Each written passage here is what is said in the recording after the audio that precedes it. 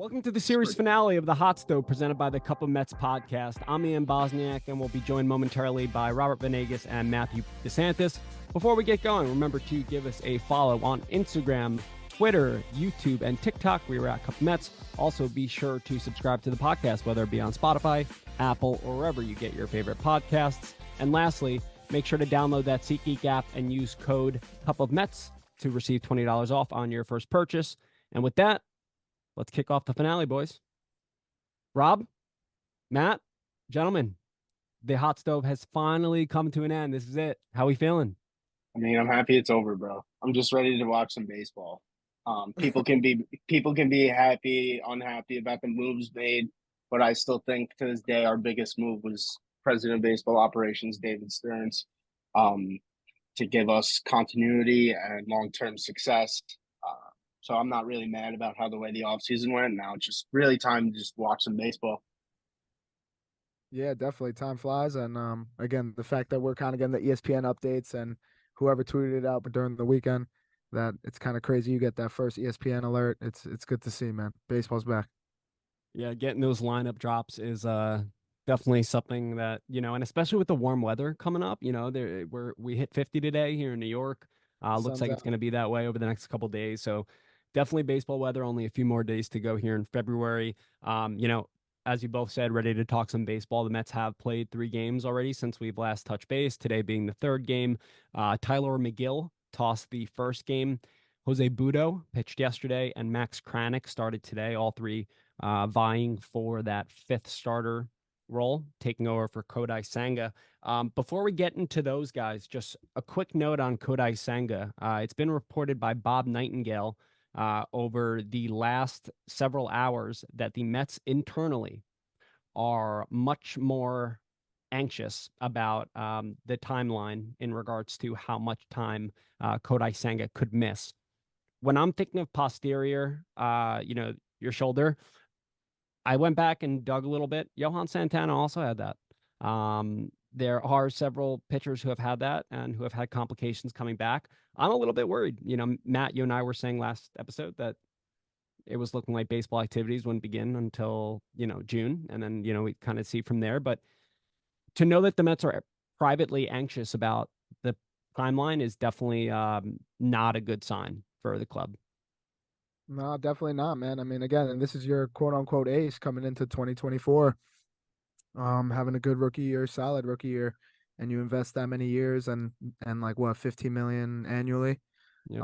It's a big loss for the Mets. People are asking if they should go out for Snell or Monty. They're still out there, but again, you keep into consideration that the luxury tax is going to hit us and hit us hard. But again, we just guys that you named before who started over these last 3 spring training games are going to be like the X factor in terms of the rotation this year, in my opinion. A guy like Jose Butto and Megill. They're competing for a spot. They can not only compete for the 5th spot, but maybe if they go 6-man rotation, that's the rotation until Kodai comes back. But I am nervous as well, boss, because you say the shoulder, and you say Johan Santana, and you know how that ended up. So I'm hoping not the same results for Senga. Yeah, I mean, I tend to agree, but it really is unfortunate. I would take it slow with him, to be quite honest with you. I wouldn't rush him back, because then we all know what's going to happen if we rush him back. It's going to get 30 times worse, and then we won't see him until September. So personally, I think you let it run its course, and you give this is going to shine a light on somebody else. It's going to give somebody else an opportunity to shine. Yeah, it's definitely, we know that he underwent MRI imaging and then he got the PRP injections, and they say that he's not going to throw a baseball for several weeks, and then he's going to, begin some sort of program just to see where he's at, but definitely not a good sign. I'm worried because, as I mentioned, Johan, this, that, and the third, but, you said, you don't want to rush him back so that, hopefully we don't see him, if God forbid we didn't see him till September. I'm hoping that we see him. And I hate to be, this negative nanny or negative Nancy, whatever you call it, right? About that situation. I want to be as positive as I can. I want to believe that Kodai can come back. But Shoulders much more difficult to come back than your elbow. Um, Shoulder impacts the entire arm, also your lat, your entire back, your neck. So there's definitely a cause to be concerned about. And again, as I said, knowing that the Mets privately are worried about it, definitely kind of sours that a little bit further. Um, we've seen Megill so far. Megill, to me, I saw a lot of what I have been seeing over the last several years, and it continues to worry me. He only went 2 innings. Again, I don't want to draw any conclusions from his first start. You got to let the spring play out. He only struck out 3 batters over those 2 innings. But with that said, a high pitch count through 39 pitches. I believe 25 of those were in the first inning. Gave up 2 hits, didn't walk a batter, which was good, but he continues to, allow hitters to get on base. And last year he had a really high whip. And I'm anxious about Megill being in the rotation. I know, again, Matt, you and I talked last week about the prospect of Megill being in the rotation. I'm a little worried about Megill. I'd almost rather see Butto. Yeah, I mean, I would rather see none of them, but if we're picking our poison here, yeah, I think I'd rather see Butto also. I just think Megill is what he is right now. You know what I mean? And I think that he's either a hit or a miss, and the thing is that if you have him in the rotation every fifth day, I'm not saying the likes of Butto or Max Kranick, for say, are going to go deep into games, right? But a Tyler Megill, it's going to suck if he's thrown 95 pitches over 5 innings and we're going to the bullpen and we're depleting the bullpen every fifth day automatically when the rotation is not that strong as is, and you're going to be utilizing the bullpen, 4 out of those 5 days already. To me, a Tyler Megill, you're just asking for, to see the bullpen early. Yeah, I mean, again, command is the issue in my eyes. Like you said, he'll go 4 or 5 innings, 90 pitches, and then we've seen flashes like in 2022 before he got injured, that he could go 6, 7 and make guys swing and miss. But the whip is a big question mark in my eyes. I did like what I seen from Jose Butto. Not to agree with both of you guys, but Jose Butto to me just looks like he gotten better ever since he came onto the scene. He's gotten better every single year, and I think this year is the year that he proves it. He reminds me of Jose Barrios, man. I say it 45 times, but again, I really like, and he's working guys inside now and shit, working this 2 seam down and in. He got potential in my eyes, and I'd really like to see him get a shot. The way that he's mixing up his pitches, and I mean, I just my last note on Megill, I just wanted to get the exact figure. In 2023, Megill's whip was 1.58. 1.58. Like, that means he's walking or batters, or he's giving up hits every inning. Like, no Yeah, joke. And that accounts for his high. or two hits or walking 2 guys because it's one Yeah. and a half. Yeah.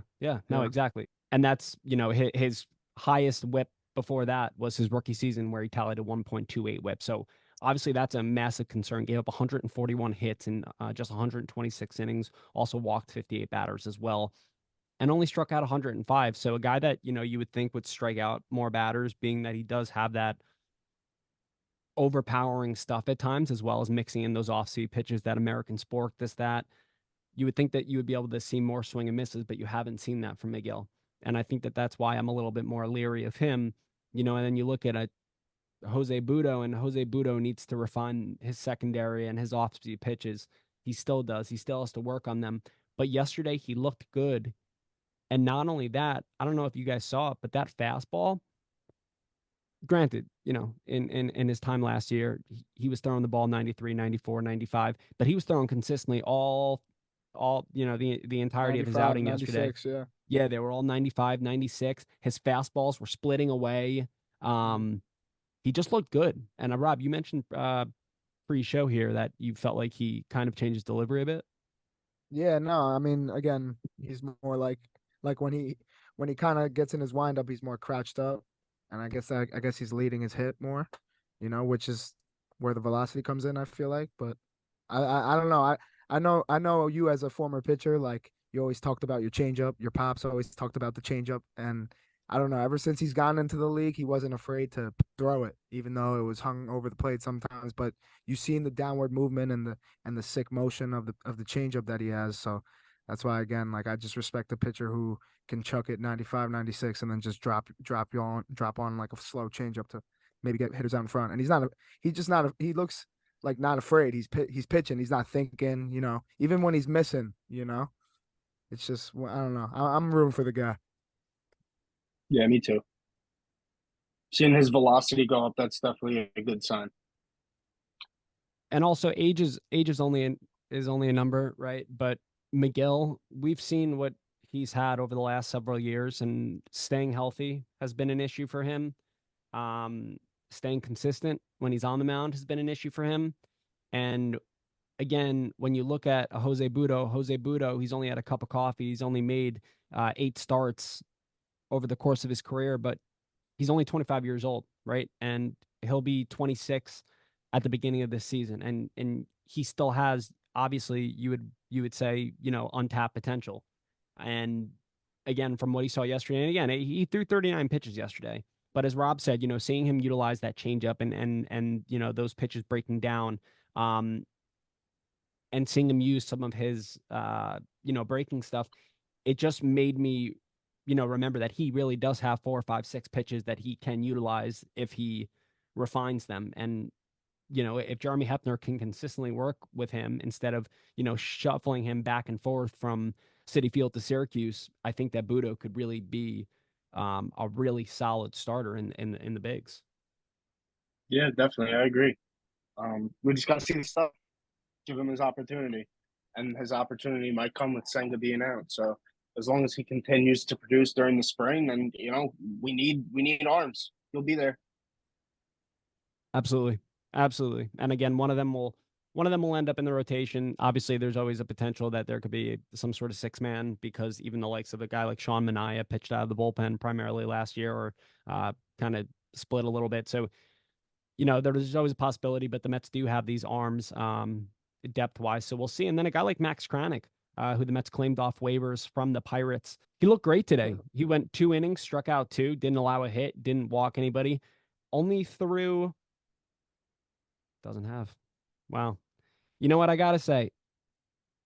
For some of these games, they're not StatCast eligible. They also don't even throw how many pitches guys tallied. Wow, that's unbelievable. But anyway, Kranick went 2 shutout innings today. That was followed by Tyler Stewart, prospect, who also went 2 shutout innings. Sean Reed Foley turned in a shutout inning as well. I like Max Kranick. I mean, Matt, you and I mentioned Kranick last week. Kranick's a guy who has good upside. Started several games 2 years ago with the Pirates. Last year, really didn't pitch much, only 5 innings in the bigs. But Kranick's somebody who has a good mixture of pitches, and he's also vying for the spot. And seeing all 3 of the pitchers go out there thus far and chuck up, 2 innings, allowing 1 run in the first game, 2 innings, allowing no runs yesterday, 2 innings, allowing no runs today. Again, it's only spring training. It's still February. It's only 3 games in. But seeing the guys that are buying for a Kodai spot, they're all performing. They're all looking pretty good. I liked what I saw from Kranick today. A little friendly competition never hurts. So this is a good start for the Mets and company. I think I want to see how the next 3 to 4 games go in terms of the pitching side. And then maybe we can really talk about how maybe that pitching lab has really enhanced the Mets. I need a little more time than that. I think I need about a few weeks. I need to see what's going on. But Absolutely. as we see more and more young guys get tossed in the mix, which I love. I love that during spring training, it's pretty much the case for these young guys. Yeah. So like Nate Lavender, who came in 2 days ago, had a perfect inning. I thought he looked good.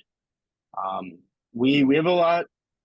It's very our pitching prospects, I feel like, are slept on around the league, and I feel like we have some good arms coming up down like through our pipeline, like a Tyler Stewart, a Christian Scott. We have bullpen arms like a Paul Gervais, a Nate Lavender. Some dogs, yeah. Yeah, we have some good players, and You see what Lavender said when he got interviewed or no? I didn't. What did he say? No, he was just like how he's saying that like he goes out there even though it might say 92, 93, like the way he goes out there and like his mentality, it feels like it's a sneaky like 93. So that means, he's just, I don't know. I just honestly So personally like, when I was watching him, I don't know if anybody else like thought of this as well. Kind of looked like Billy Wagner up there, yeah. like Yeah, just his pitching motion.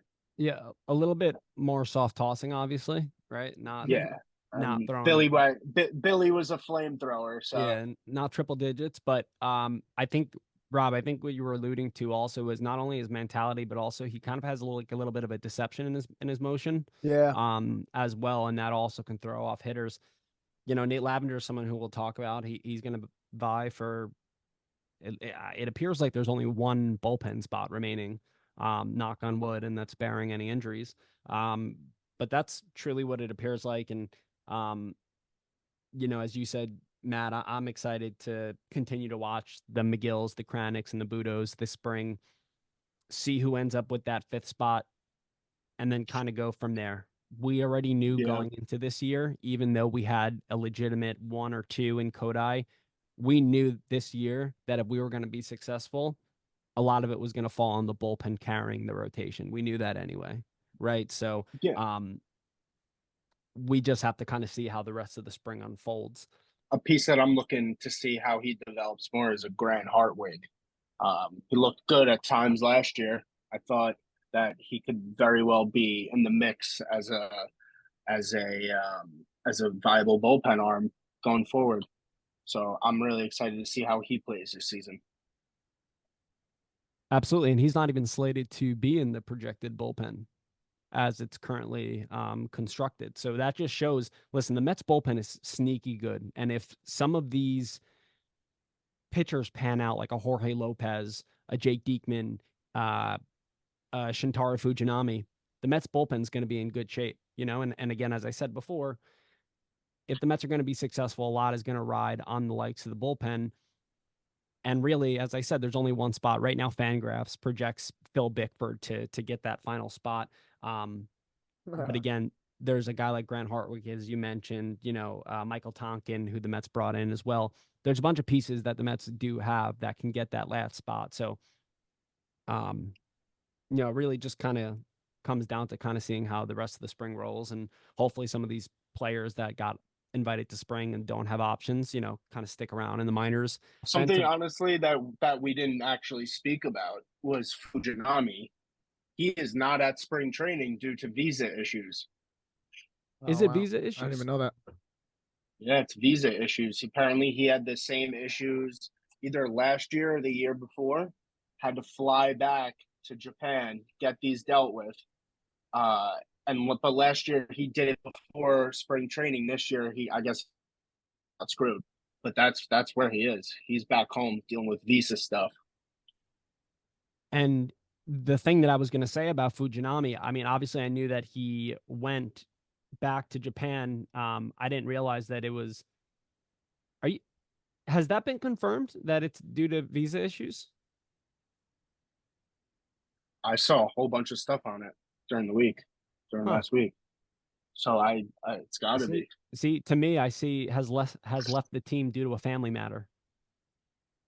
The team announced interesting. Friday afternoon. Hopefully everything's Interesting. all right.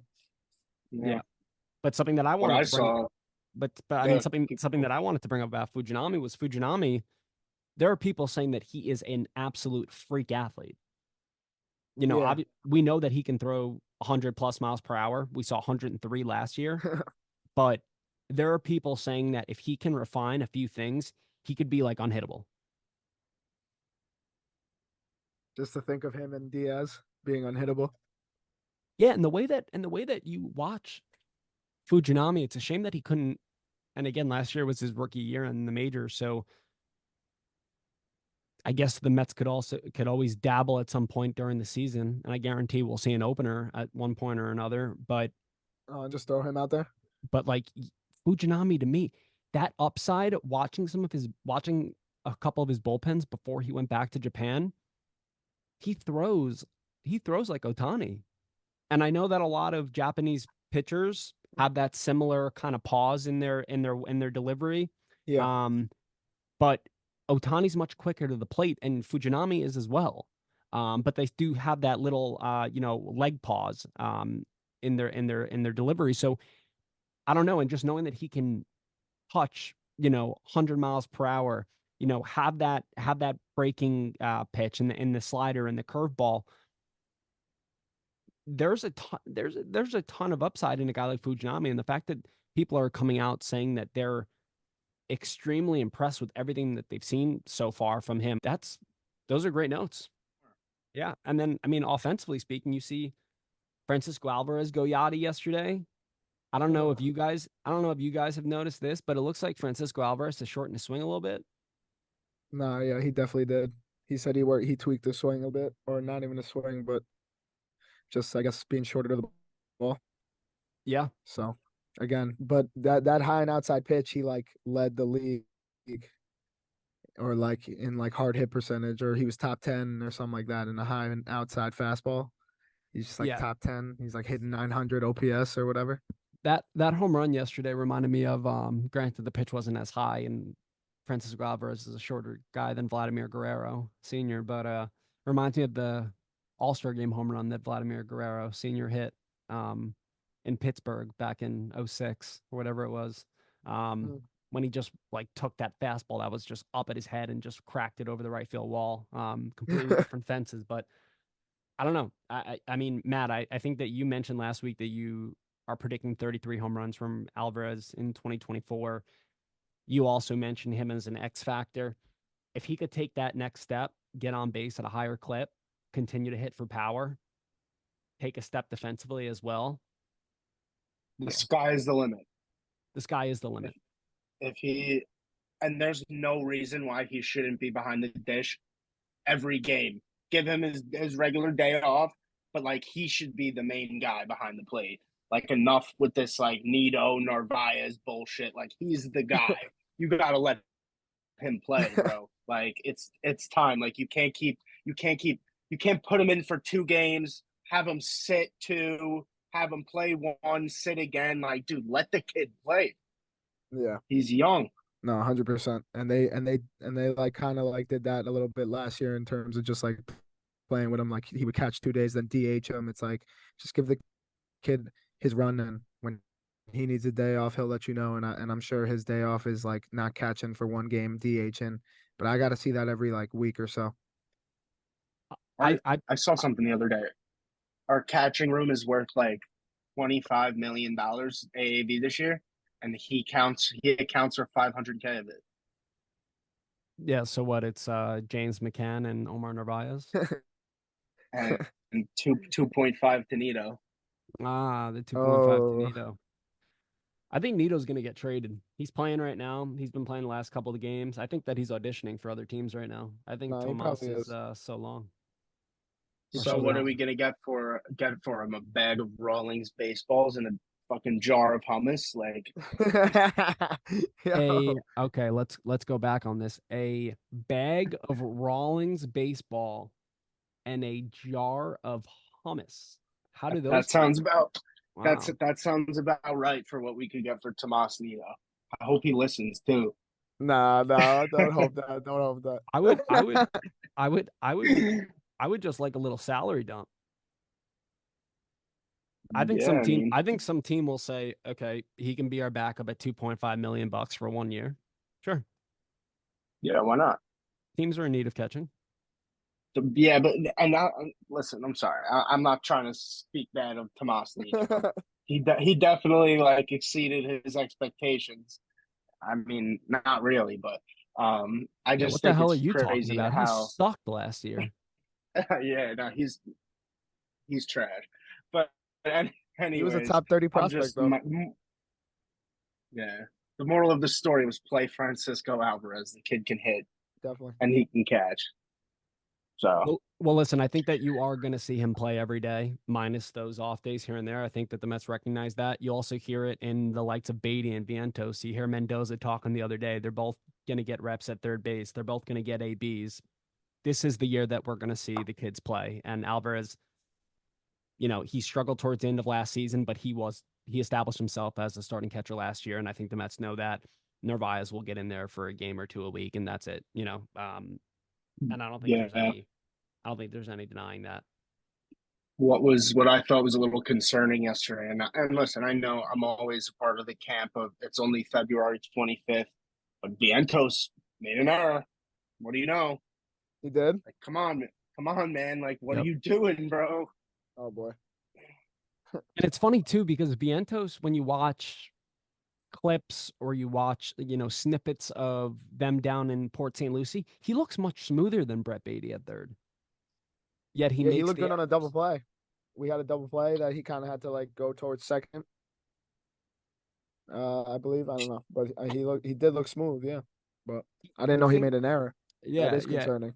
yeah. And that's the thing that I'm not kind of good. referring to. That's the thing that I'm kind of referring to. It's like, he looks smooth when you see what's going on down in Port St. Lucie, and even some of these, not only the easy plays, but just some of the in-game plays in general. And then all of a sudden there will be like a routine play, or he'll just make like a boneheaded mistake, and you're just like, obviously that happens, but Happens more than it should. yeah, there's a ton of room Yeah, for growth. And it's, we are gonna, bottom line here is that, Joey Wendell will be over there occasionally at third, but Vientos and Beatty are your third baseman. So we're gonna see defensively how much they can mature. And if they God, don't, then the Mets look elsewhere in 2025. God, God help us if we have to go shopping for a third baseman in 2025. That's an issue. If we can develop either Beatty or Vientos, Beatty was a top 25 prospect at one point. If we cannot develop them, and in which we had a chance to trade Beatty for Lazardo last offseason and come out with not good. We're gonna hope that they both mature. Beatty says that he's focused his swing more on spraying the ball now. Obviously, that's like a no-brainer. Like, dude, you should do that anyway. But he felt like he was getting under the ball too much. And then also when he was getting under the ball, he said that he said something along the lines of like he would get under the ball consistently, but then when he would try to get under the ball, he would roll over on it, which makes not which doesn't make a ton of sense. He's doing something wrong, obviously. And apparently he's worked a lot this offseason, not only strengthening, conditioning, and getting bigger, but also, keeping those hands back and being able to spray the ball to all fields. So hopefully we can see that from Beatty. Because again, Matt, as you said, we don't want to go shopping for a third baseman next offseason with much, more pressing issues at hand. Luke Voigt and Jose Iglesias, and I'll even throw a Trace Thompson in there, right? We're not going to talk again until a couple days before opening day, guys, right? So just three vets. Do we see any of them possibly squeaking onto the team? I mean, obviously something would have to go completely bad, whether it be an injury or whether it be performance via Vientos or a Stewart, but do we see any of them possibly sliding their way onto the team? I wouldn't mind Trace Thompson. If Luke Voigt or Iglesias is starting in our infield, God help us. No, I mean, okay, so then I just won't say what I was gonna say, but no, I'm just kidding. But I wouldn't mind a Jose Iglesias, to be honest. I mean, if the kids suck at third, you put Joey Wendell there and you have Iglesias for up the middle insurance. I wouldn't mind him. He's hitting the ball. So Yeah, he did. He laced the double into the gap yesterday. Trace Thompson is good though. Trace Thompson, 5 ribbies today, 5 ribeye steaks. Good for Yeah, him. what's good with Love that. DJ Stewart leading off? Like, what's the thought process behind that? There isn't a thought I, process in spring training. I think the thought process Spring is training. let's give DJ as many at bats as we can give him to see, like, is he gonna catch lightning in a bottle like last year? I don't know. That's my thought process. Like, does he still have it in a way? Was it just Yeah, pretty much. yeah. So, And I mean, thus far, Jay Stewart is hitting 200 with a 533 OPS. I agree with Matt. I do think that they're just trying to give him as many ABs as possible just to see what they have, because we know who's going to be atop the lineup come opening day anyway. Brandon Nimmo also, while I bring that up, Brandon Nimmo also won't play for I believe, like a week, a little over a week. Yeah, same Similar with to Jeff. yeah, same with Jeff McNeil, similar to how they've gone about the last couple seasons. So obviously, it's worked both on the field and health wise for Brandon the last couple years. So he's taking that route as well. To me, I think that the only way that one of them makes it onto the team, obviously, an injury, right? But I think that if Mark Vientos swings like he has a hole in his bat, I think Luke Voigt would be the only option. Um, because essentially Luke Voigt can only play first base and DH, and that's it. They also have G-Man Choi. I forgot to mention G-Man Choi. Um, Man, who can also fill in there. He's been playing a little bit of first base. Um, but I don't know. When I look at the Mets bench, it's going to be Tyrone Taylor. It's going to be Joey Wendell. It's going to be Omar Narvaez. And it's going to be either Stewart or Vientos as of now. Last thing when it comes to kind of like positional battles and spring notes before we kind of just sum up the offseason a little bit and then go into our top 10 starters and relievers. Who do you guys think winds up with that final bullpen spot? Matt, I'll start with you. I think Hartwig, personally. I think that he showed what he can do last year, and if he continues showing this spring, I think there's no reason to have him in Syracuse. He was with the big league club for right half the season last year, I Yep. think. So I wouldn't have him go backwards and have him play in Syracuse. I would keep him with the big club. I would keep him. I'd make sure he's on the bullpen. I'd probably have to go Michael Tonkin. Experience with the Braves, but I don't know. I just think experience and veteran leadership in the bullpen is going to lead the Mets, and he's one of them. So Yeah, to me, I wouldn't be surprised if it's Hartwig.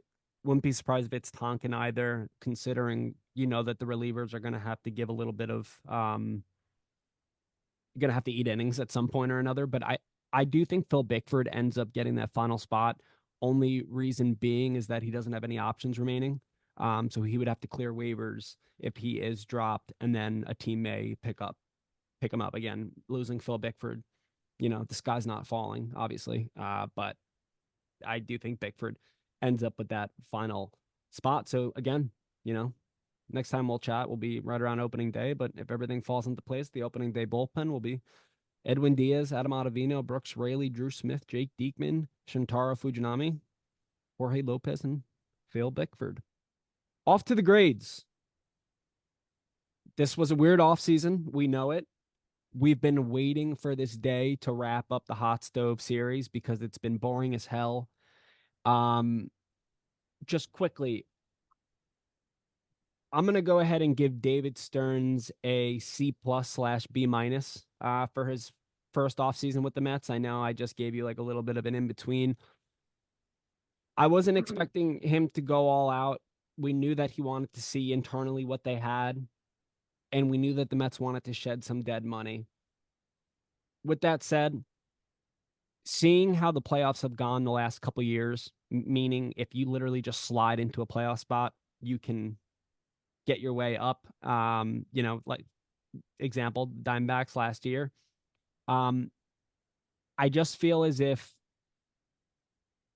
from internal scouting, you have to really and development, you have to really believe that you have something in a Mark Vientos, let's say, for example, in order to not sign a JD Martinez, someone who could give you thunder in the middle of that order. Right. And that's something that no matter what, I'm still going to question because Rob, you and we spoke, I think it was 2 episodes ago, more times than not. In a certain year, we talk about the Mets need, a certain position and then they don't address it. And then X amount of weeks into the season, we go, oh, geez, the Mets really should have signed this guy, or they really needed this. They really needed that. And we know that always happens. So to me, I'm glad Stearns didn't splurge on the rotation because I didn't see a lot of upside aside from a Yamamoto. I would have liked another bat. I like what he did with the bullpen. Um, I'll go B-. I'll go B-. I'll take him out of the C+ category. Rob? oh no, I wasn't shaking my head because of your grade in between grade. I was shaking my head because that was the grades I was in between. of Okay. thinking for David Stearns, but I'll be the bad guy. I'll give him a C plus. Obviously, you factored in all the things that were Shen dead money. We knew this, we knew that. I get it, but it's like he tried to fill out the team, and he did, but with not so sexy names.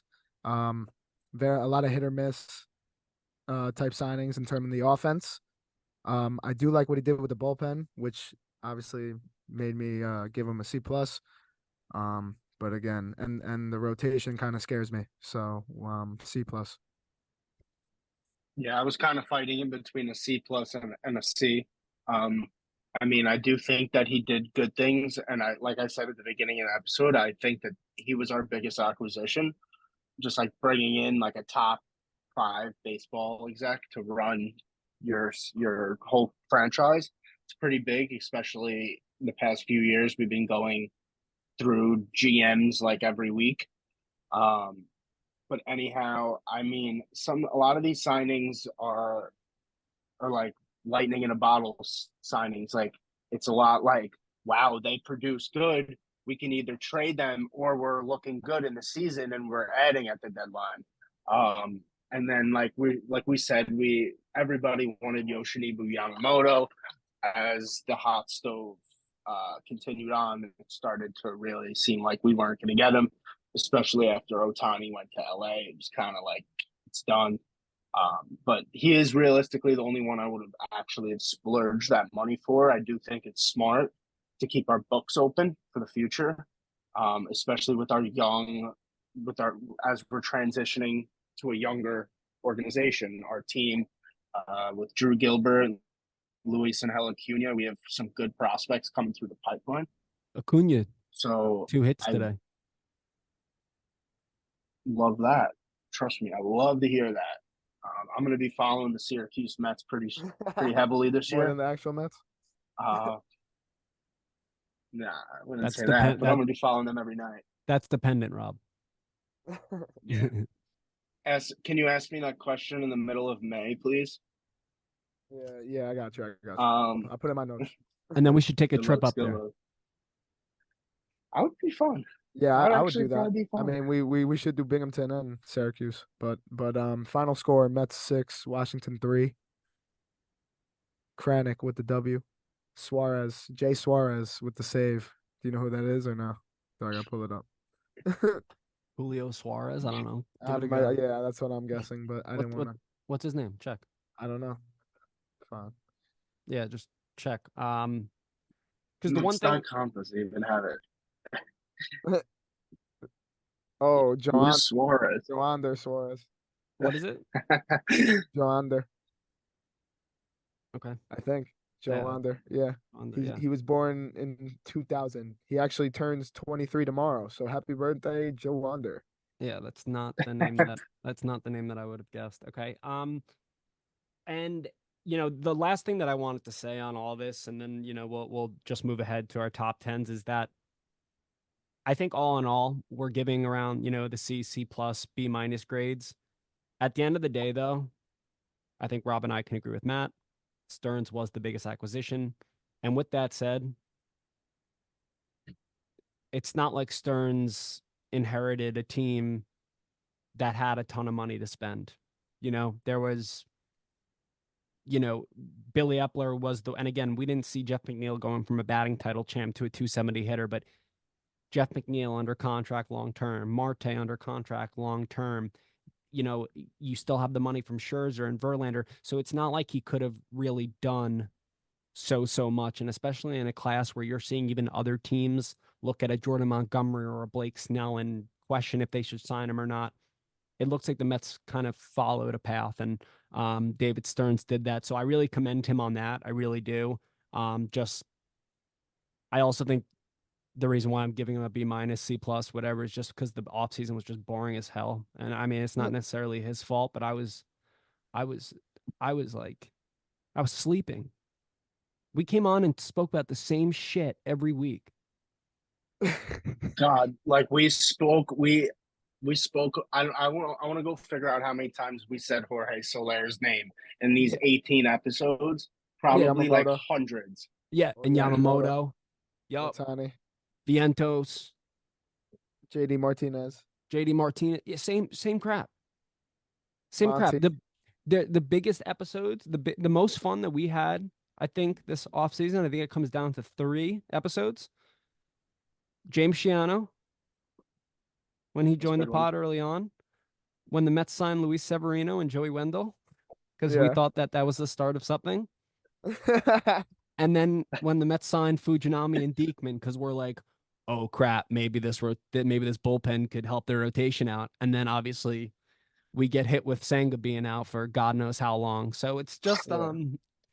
we're just we're just Met fans, and it's how the Mets are. But we shall see. Another year approaching, opening day, little over a month away, and I think I'm still betting the over on their win total. what is the win total right now? It must have gone down though since Senga's injured. Yeah, that's true. It's 78. What's it at? Oh, I don't know. Last time I checked, it was at Oh, 82.5. Yeah, it's definitely But, gone down. okay. but it's It's definitely got to be at like 78-ish now. 78-ish. Yeah, I'd probably take the over Oh, because I think the Mets are going to have the best bullpen of all time in 2024.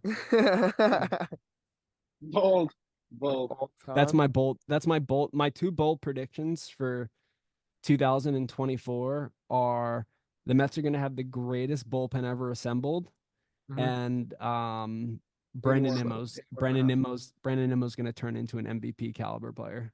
Oh, the prospect, the homegrown No, player that the Mets have been wanting. for for some reason, I think Adrian Hauser is going to be good. No, he is going to be good. No, I'm just Okay. kidding. I don't know about that. He throws up on the mound though. Look up that John Boy where he's like throwing up on the mound. Yeah, Yeah, I'll he's a check. puker. Robbie, He's a puker. oh! I saw that. I saw that. I saw that. I saw that. Good for Yeah. him. Get it Yeah. out. I say Senga comes back by June and the Mets are in the race. They're on first, but they're in the race. Holy shit, that's What are you fucking? optimistic, What are you, dude. a fucking doctor now, dude? You go and get your MD like last night. It's the jacket. I made a special appearance for the jacket. Yeah, But Rob's yeah, got Your the lucky jacket. yeah. No, Rob I'm just saying it gives me bold predictions. So Rob's got the All right. remedy. Rob's got the remedy for posterior injuries in that jacket. I, Yeah, dude, I tore my. I have a torn labrum. I feel fine. you should get surgery like I did. He's like, no, fuck that. Alrighty, gentlemen, we have gotten down to the final 10, top 10, both starting pitchers and relief pitchers as we wind down the hot stove series. Again, this is the finale until we don't have an exact date, but it's going to be a few days before opening day. A little opening day preview and 2024 preview. We're going to start off with the starting pitchers. I'll go first. I'll take the reins on this one if you two fine gentlemen don't mind. At You number got it. 10, at number 10, I have George Kirby of the Seattle Mariners. I don't like George Kirby's friends, but George Kirby is number. You know what I'm talking about, Rob. Yo, that's funny. Okay, go ahead. Yeah. At number 9, Framber Valdez of the Astros. At number 8, I have Logan Webb, Giants. 7, I have Luis Castillo of the Mariners, so the Mariners get 2. 6, I have Zach Gallen of the Diamondbacks. 5, I have Corbin Burns of the Orioles, to be met. Kevin Gausman of the Toronto Blue Jays. At 4, I have Zach Wheeler, another potential to be former Met, or former and potential to be, excuse me, Zach Wheeler, even though he's discussing a contract extension with the Phillies. I have Spencer Strider, who I hope sucks in 2024 at number 2. And then I have Garrett Cole rounding out my list at number 1, the reigning AL Cy Young Award winner. All right, it's a solid list. Thank you. No, that list was Our trash. No, I'm just kidding. our 2 and 1 are the same. So Okay, well, Yes. now that you said Just that, kidding. Matthew, why don't you go? all right, sounds good. At 10, I have Logan Webb from San Fran. 9, Yoshinobu Yamamoto. I'm thinking that he comes in and dominates immediately. If he comes Who? in and he's fucking dud, then I look like an idiot. But at 8, I have Max Fried. 7, I have Kevin Gaussman. 6, Zach Gallen. 5, Luis Castillo. 4, our old pal Zach. Wish we never got rid of him. 3, Corbin Burns. Spencer Strider and Garrett Cole. All right. That's my top 10. Robert. Hola. All right. At ¿Cómo number estás? 10, I got Max Fried from the Atlanta Braves. At number 9, I have Sonny Gray. I'm giving him another year of being in the top 10. Mhm. I'm number 8, Logan Webb. Number 7, this one kind of hurts, but I do think Justin Verlander is a top 10 pitcher still. You know, once he got to Houston, he kind of went back to being Justin Verlander in a way until he got hurt. Just has to stay healthy. Yeah, just has to stay healthy. Granted, he's 40-some years old. Number 6, Spencer Strider. Y'all had him at your top 2. I'm putting him down at 6 just because I'm not a big fan. Number 5, he's still a free agent. Blake Snell. Number 4 is Zach Gallen, the former Tar Heel. And number 3, Zach Wheeler. I also miss Zach and Wheels Up. Number 2, Corbin Burns. And number 1, Garrett Cole. Look at that. A Mets podcast with a unanimous Garrett Cole Yep. as their number 1 starting pitcher. You can't say we're biased. Yep. Can't say we're biased. Yeah. Now have him zipper it. He'll start the relief pitchers. All right. Rip it. Now, I'm gonna go 1 through 10 because now that people are gonna call me biased. At number 1, I got Devin no. You Williams. got to go 10-1. No, come on, bro. All right, 10 to fine. 1. 10-1. All right, number 10, David Bendar. Number 9, Jose Alvarado. Ugh. Yep. Number 8, Chris Martin. Okay.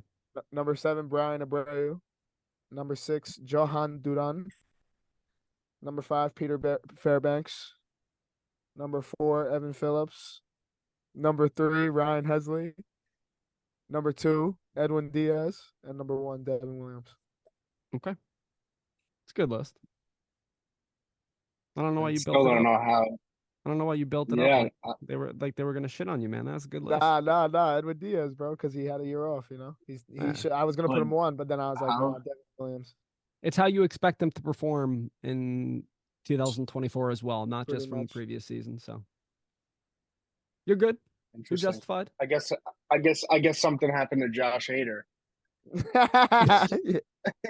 He doesn't. He refuses to pitch when his coaches tell him to, so that's why he's on my shit list. Okay, I like that. All right. A 10, the Cuban Missile, Aroldis Chapman. 9, I have Alexi Diaz. 8, Fairbanks. 7, Bednar. 6, Abreu. 5, Emmanuel Clase. 4, Duran. 3, Hader.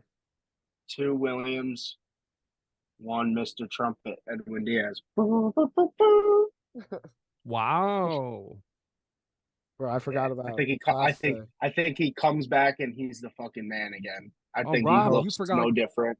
Rob, you forgot Class A as well. Yeah, I forgot Emmanuel Clase. That's one I forgot. That's if the Guardians were selling. I would, if I'm the Mets, I would inquire on him, bro. That would be a lethal 8-9. Yeah. My top 10. At 10, I have Tanner Scott of the Miami Marlins. At 9, I have Nate Lavender from the New York. No, I'm kidding. At 9, I was like, that name sounds familiar. Yo. What? I was like, wait, yo, after one perfect inning. At 9, I have Evan Phillips of the Dodgers. At 8, I have Camilo Doval of the Giants. At 7, I have David Bendar of the Pirates. 6, Emmanuel Clase, Guardians. 5, I have Pete Fairbanks. At 5. Edwin Diaz at 4. I have Matt Brash of the Seattle Mariners at 3. I have Josh Hader at 2. I also don't like the fact that he doesn't pitch when his coaches tell him to. So, I feel you on that, Rob. But number 1, I'm with you, Mr. Venegas. Devin Williams of the Milwaukee Brewers is my number 1 reliever. And that's that. Top 10 done. Sir. Not too many negative comments this year. Not too many. I did my research this year, people. You know what? I gotta tell you something.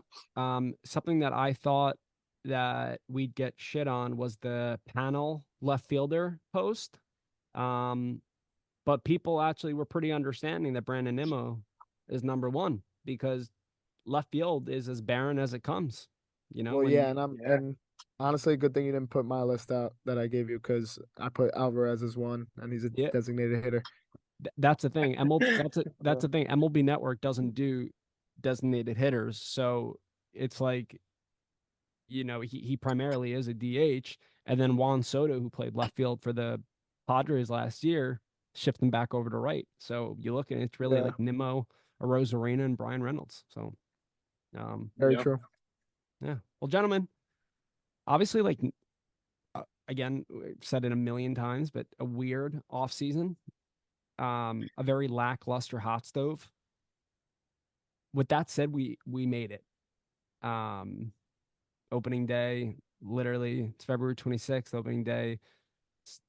How many days away is it? Is it 30? I'm having 32. trouble. We got Something like that.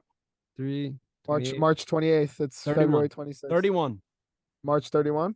No, no, no. We have 31 days until opening day. Oh yeah, yeah, Mike pretty much. Piazza, I believe. If I'm wrong, Do we whatever. start? Do we start? We start on the road, right? No, we No, start we're at at the home. we're at the crib Oh, okay. against Yeah. Milwaukee. David Stearns is taking the field against his old team. He's Good luck to suiting up those at. psychos sitting out there in the freezing cold. Yeah, you are?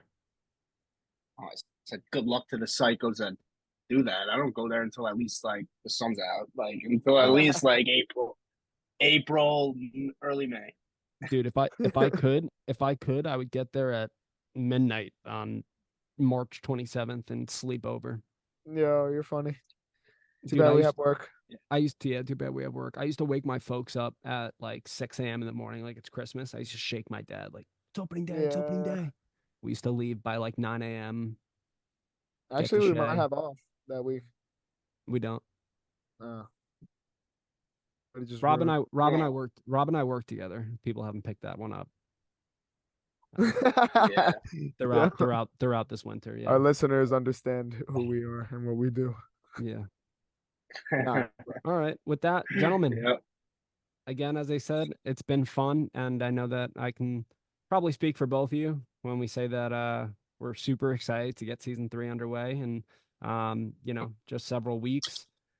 Any final notes here before we wrap up? I'm ready for the season to start, boys. I'm ready to Yeah, see me too. some. I'm ready for the weather to get nicer. Because then baseball season's really here. We can get to the ballpark, tailgate, go sit in center field, have some beers, eat some hot dogs. Beers, Nothing like hot it. dogs. Yeah, Yeah, what is it, Pat? some flirgers, So, some flirgers. But no, what's it called? I'm on the same page, man. I'm ready for the season to start.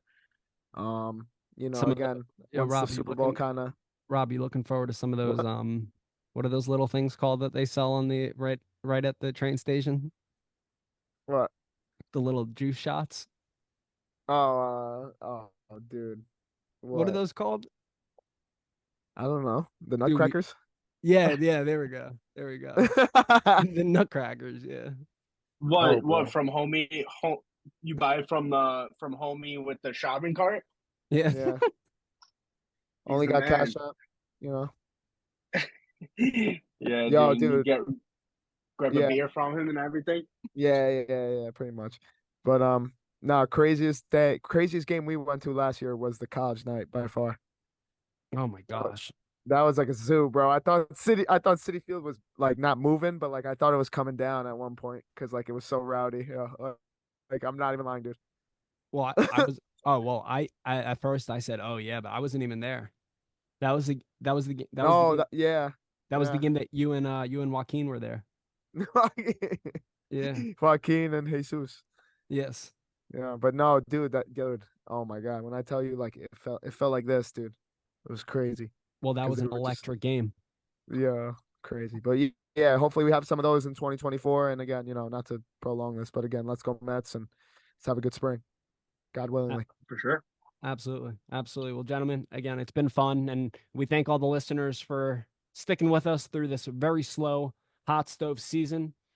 Again, be sure to follow us on Instagram, YouTube, Twitter, and TikTok. We are at Cup of Mets.